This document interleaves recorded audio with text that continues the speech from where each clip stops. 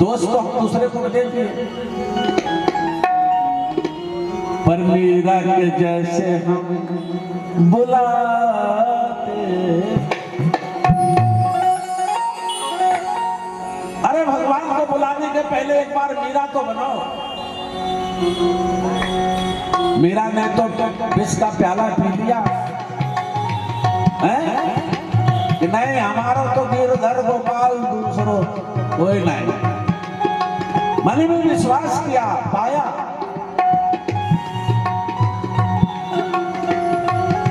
तो इसलिए हमें भगवान की भक्ति करते रहना चाहिए, स्मरण करते रहना चाहिए। जिस प्रकार सारा काम हो रहा है वैसे भजन भी होना चाहिए। पर गलती कहाँ है, समस्या कहाँ है बताएं? हम अपने आप को सब कुछ मान लेते हैं। काम मैं किया, घर मैंने बनवाया, मैं नहीं जाऊंगा तो वापिस कौन जाएगा? भैया कह रहे मैं रोटी नहीं बनाऊंगी तो कौन बनाएगा? मैं बनाती हूँ, मैं खिलाती हूँ, मैं पालता हूँ। ये मैं तो ही बड़ा खराब है भैया। मैं और मगर दोनों खराब हैं। मैंने हमें ले डूबा, अब मगर ने सबको ले डूबा। और जिस दिन हम, और सब जानते हैं कि हम कुछ नहीं करते हैं, करने वाला कोई ऊपर है, करने वाला कोई और है। और जिस दिन हम ये मान ले, जान तो सब रहे पर हम मान नहीं रहे, और जिस दिन ये मान ले क्या कि करते हो तो कन्हैया।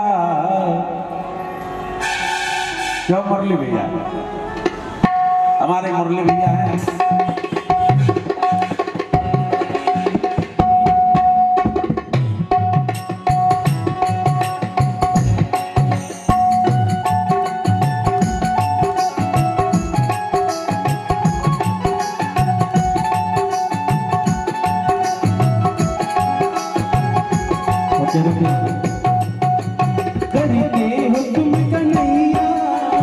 करके हो तुम कन्हैया, मेरा नाम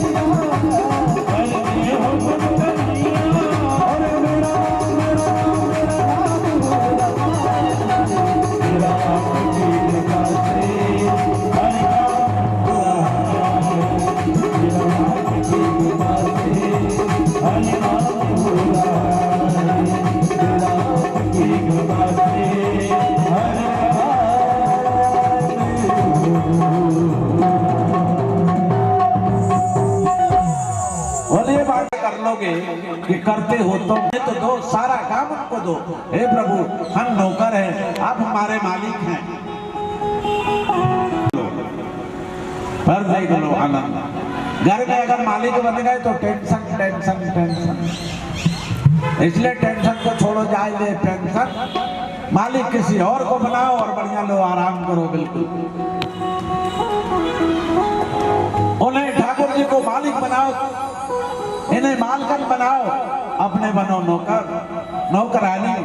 सारी चिंता मैया बैठी है, हमसे बोली मैया ने, महाराज जी कैसे होगा?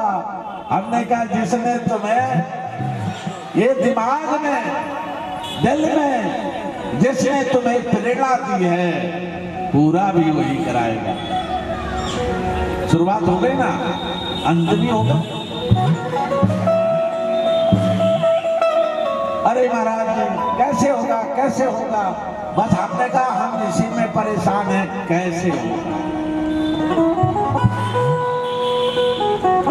जैसा होना होगा वैसे होगा, पर हम तो चल दिए। जैसे कोई भाई नाराज होकर माई के चली जाए, झगड़ा हो गए घर में, नाराज होकर चली जाए, जब अगर लड़के जाती तो ये नहीं सोचती है कि मुझे रास्ते में कोई साधन मिलेगा कि नहीं मिलेगा।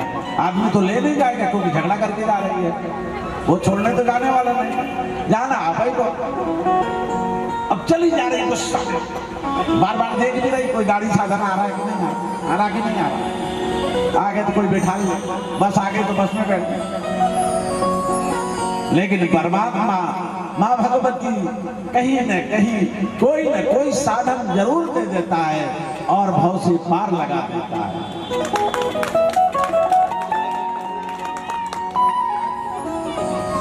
एक बार जरा उसको अपना सौंप करके देखो, उसे अपना बना करके देखो, सच मानो ऐसा लगेगा कि मेरे सर पे कोई काम ही नहीं है, सारा काम वो कर लेंगे। सूर्य महाराज जी जब पहुंचे तो चरण धोया। बोले क्यों धोया?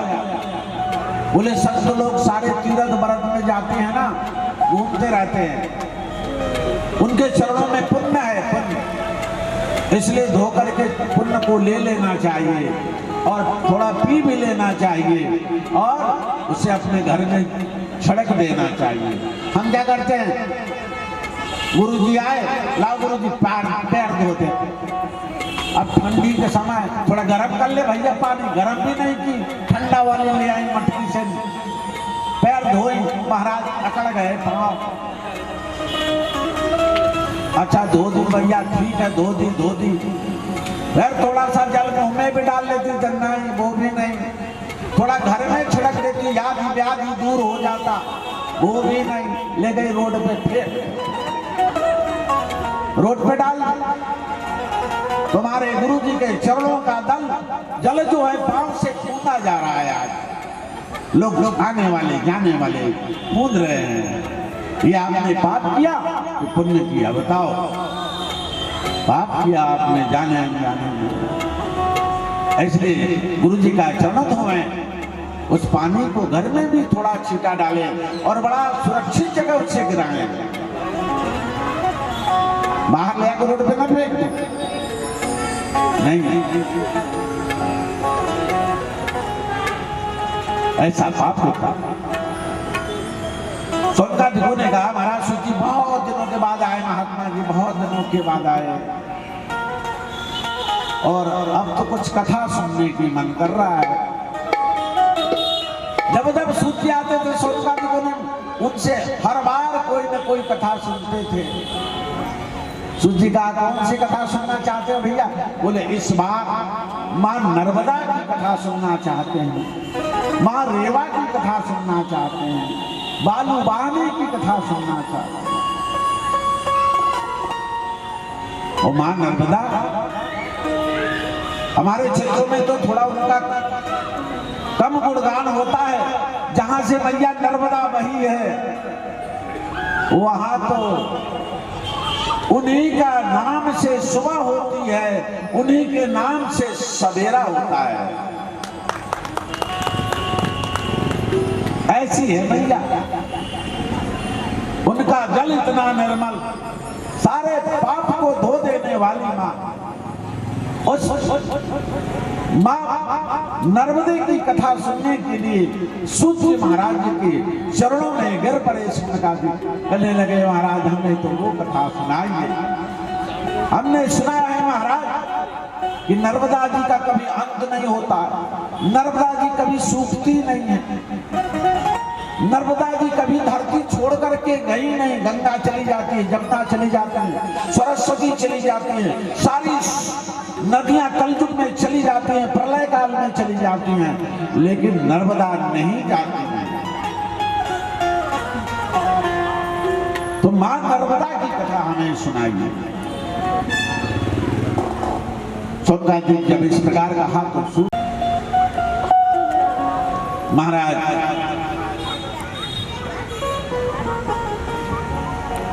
जिनके जल में अमृत बरसता हो, जिनके जल में अमृत रहता हो,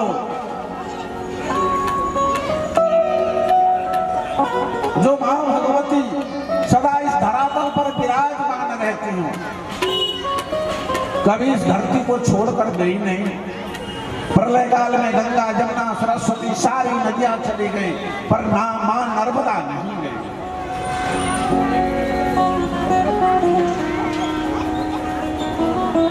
जो देव दानव मानव ब्रह्मा विष्णु महेश शिव सदा मां नर्मदा का गुणगान करते हैं, मां नर्मदा के सामने हाथ जोड़े हुए नतमस्तक होते हैं। मां नर्मदा का प्रादुर्भाव हुआ इस वसुंधरा पर जीव कल्याण के लिए। मां नर्मदा के किनारे जो मनोकामना लेकर के जाता है, मां नर्मदा कभी खाली नहीं लौटाती, कभी खाली नहीं। एक बार की बात है, एक सोनी जी थे यहीं के, और उनके यहाँ नर्मदा पुराण हुई कहाँ, परमान में जाकर के। मैं खुद गया। उनके बहू को एक बेटी हुई 11 साल बाद, 11 साल हो गया दोबारा कोई औलाद नहीं।